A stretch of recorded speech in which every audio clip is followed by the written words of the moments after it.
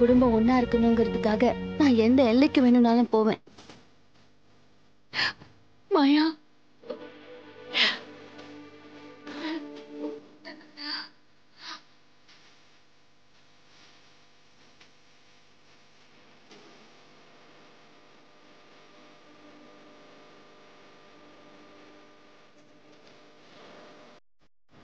நீங்க வருத்தப்படாதீங்க பெரியம்மா. இன்னும் டைம் இருக்கு. அதுக்குள்ள நான் பெரியப்பா மனசை மாத்திருவேன். இப்ப நடந்த விஷயத்துக்கே அவர் என்ன செய்வாருன்னு தெரியலையே மாயா. பேசாம நீ எதுக்காக இப்படி எல்லாம் பண்றேன்னு அவர்கிட்ட உண்மையை சொல்லிடலாமா? வேண்டாம் பெரியம்மா. அத சொன்னா சிவா சித்தப்பா மில்லு வாங்க ஒத்துக்கிட்டதையும் நம்ம சொல்ல வேண்டியதா இருக்கும். பெரியப்பாவுக்கு அது இன்னும் கஷ்டமாயிடும். இப்போதைக்கு அவருக்கு எதுவுமே தெரிய வேண்டாம். இனிமே சித்தியால சொத்தை பிரிக்க முடியாது. அது போதும். இது எப்படியே விட்டுடலாம். இதுக்கெல்லாம் காரணம் பார்வதி தானே. அவ ஏன் இப்படி பண்ணிட்டு இருக்கா? இருவர அத்தை எங்களுக்காக தான் எங்க கடை ஓபனிங்க்கு வந்தாங்க. என்னாலதான் மாமாக்கும் அத்தைக்கும் சண்டை வந்துருச்சு. பெரியப்பா கண்டிப்பா திட்டுவாருன்னு தெரிஞ்சுதான் பெரியம்மா வந்தாங்க. ஆனா அவரு பெரியம்மா கட்டின கயிறை அறுத்து போடுற அளவுக்கு போயிட்டாரு. பெரியம்மா அதை நினைச்சுதான் பயந்துட்டு இருக்காங்க. அம்மா என்னால நிறையவே கஷ்டப்பட்டிருக்காங்க. அம்மாவுக்கும் அப்பாவுக்கும் நடுவுல என்னாலதான் சண்டையே வருது. தனா, அப்படிலாம் நினைக்காத. ஒரு நாள் எல்லாமே மாறிடும். பெரியப்பாவும் பெரியம்மாவை புரிஞ்சுக்கிட்டு சீக்கிரமே 2 பேரும் பழைய மாதிரி இருப்பாங்க. நீங்க எதுவும் யோசிக்காதீங்க. அப்புறம் கதிர், உன்னோட ஏஜென்சி எல்லாம் எப்படி போகுது? இப்பதான் ஸ்டார்ட் பண்ணிருக்கோம். உனக்கும் உன் பார்ட்னருக்கும் அண்டர்ஸ்டாண்டிங் எல்லாம் ஓகே தானே? எல்லாம் ஸ்மூதா தானே போகுது? காலில் போட்டிருப்பேன். கதிர், நீங்க கொஞ்சம் ஹெல்ப் பண்ணுங்க. போங்க போங்க கதிர், பார்த்து வேலை செய்டா. Sorry sir.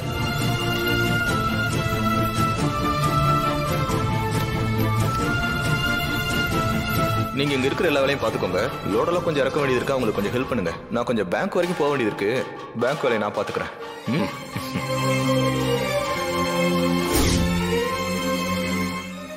எல்லாம் நல்லா தான் போயிட்டு இருக்கு. ஆளும் ரொம்ப நல்ல டைப் தான். பிசினஸ் நல்லா போகுதுல்ல? புது கனெக்ஷனுக்காக நிறைய கஸ்டமர்ஸ் வராங்க. நல்லா தான் போயிட்டு இருக்கு. நல்லா பண்ணு. ஏதாவது ஹெல்ப் வேணும்னாலும் என்கிட்ட கேளு. இந்த பிசினஸ்ல சீக்கிரமே நீ டெவலப் ஆகணும்.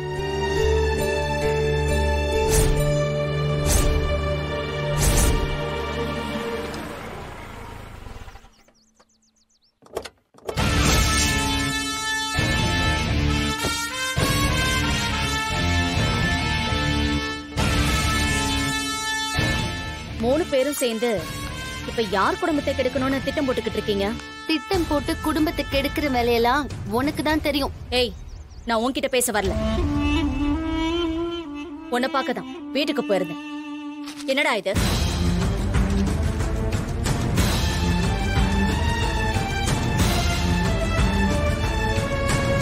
ஓ, இந்த விஷயத்த சொல்லதான் வந்தீங்களா? என்னடா திமிரா? என்ன கதிர் அது? அதான் இவருக்குள்ள தியாகி ஒருத்தன் இருக்கான்ல, அவனோட ஜாமீன் முடியுது. அதுக்கான சம்பந்தம் இது. ஓ, அப்புறம் சீக்கிரமா அந்த பொறுக்கி ஜெயிலுக்கு போக போறானா? ஏய் ஏய், என்ன உன் புள்ள பொறுக்கி தானே? இவ்வளவு நாள் அவன் வெளியே இருந்ததே பெரிய விஷயம்.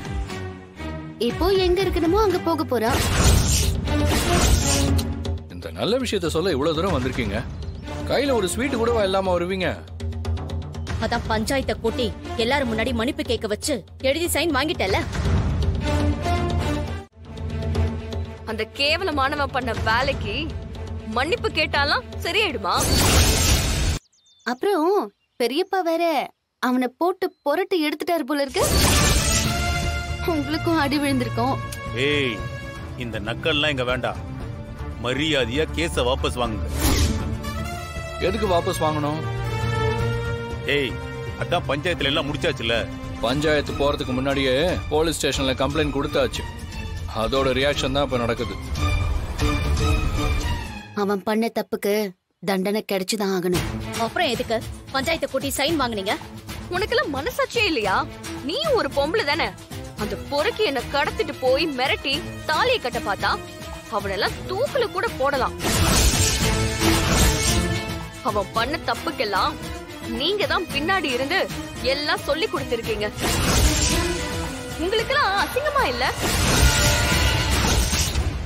அவன் கிட்ட நான் அன்னைக்கு அவ்வளவு கெஞ்சினேன், அவன் கால்ல கூட விழுந்த. ஆனா கொடூரமான ஒரு மிருகம் மாதிரி அவன் நடந்துகிட்டான். அவன் செஞ்ச தப்புக்கு தண்டனை கிடைக்கிற வரைக்கும் நாங்க விட மாட்டோம். இதுக்கு முன்னாடி அவனை நீ நிறைய தடவை காப்பாத்திட்ட. ஆனா இந்த தடவை உன்னால அவனை காப்பாத்த முடியாது. அவன் செஞ்ச தப்புக்கு தண்டனை கிடைக்கணும், அதுதான் நியாயம். தப்பு பண்ண தண்டனை கிடைக்கணும்னா என்னை ஏமாத்தின உன் பெரியப்பா ரகுராமுக்கு என்ன தண்டனை கொடுக்கலாம்? ஏ போதும், நிறுத்து. எக்ஸ்பைரியான பழைய கதையெல்லாம் சொல்லிக்கிட்டு இருக்க. எங்க பெரியப்பா மனசார உன்னை ஏமாத்தல. யாருக்கு யாருன்னு கடவுள் முடிவு பண்ணாரு. உங்க பக்கம் தப்பு இருந்தா அது கடவுள் முடிவு பண்ணதா? உன் பெரிய பணால என் தங்கச்சி இத்தனை வருஷமா தனியா இருக்கா. அதுக்கு காரணம் அவங்க முட்டாள்தனம் தான். ஏய் சும்மா கத்தாத. உன் அகங்காரத்தினாலதான் நீ இப்படி இருக்க. அந்த கார்த்திக்கு கெட்ட விஷயத்தை மட்டும் சொல்லி கொடுத்து விஷமா வளர்த்து வச்சிருக்கீங்க. அதனாலதான் இன்னொருத்தருடைய பொண்டாட்டிக்கு தாலி கட்டுற அளவுக்கு அவன் புத்தி கேவலமா போயிருக்கு. அதுக்கு அவன் அனுபவிச்சுதானே ஆகணும். ஏய் உன்கிட்ட பேச நான் வரல. கதிர், கேஸ வாபஸ் வாங்க முடியுமா முடியாது? இந்த முன் வச்ச கால பின் வைக்கிற பழக்கம் எங்க ஃபேமிலிக்கே கிடையாது. சோ கேஸ வாபஸ்லாம் வாங்க முடியாது. அந்த அளவுக்கு உனக்கு திமிராயிடுச்சா? யா ஏன் மாயா, குறிச்சு வச்சுக்க. கார்த்திக் மட்டும் ஜெயிலுக்கு போற நிலைமை வந்துச்சு, அதுக்கு மேல நான் சும்மா இருக்க மாட்டேன்.